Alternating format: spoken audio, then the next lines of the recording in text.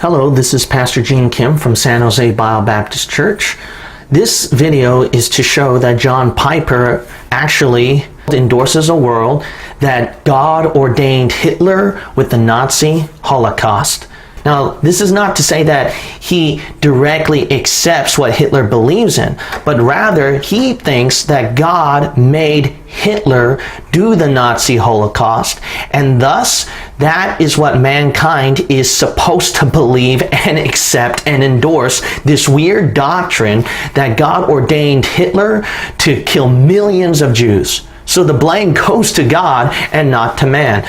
So what they do, this is what Calvinists do, and this is what John Piper believes in. What they believe is that whatever has to do with God's sovereignty, predestination, and election, all the way before the foundation of the world, that's what happened with the Nazi Holocaust, famine, and many natural catastrophes and disasters of men. And they ignore this free choice. They blind free choice. So this is not Hitler's fault, it's thus God's fault.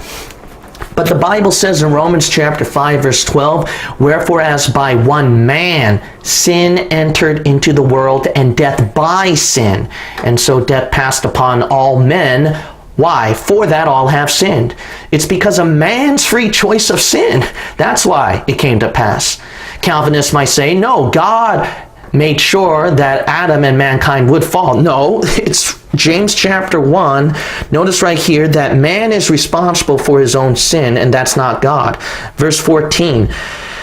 "But every man is tempted when he is drawn away of his own lust and enticed. Then when lust hath conceived, it bringeth forth sin, and sin, when it is finished, bringeth forth death." You see, man's lust, man's problem, that results in sin, that leads to death, and that leads to all of this. Free choice of man, not God.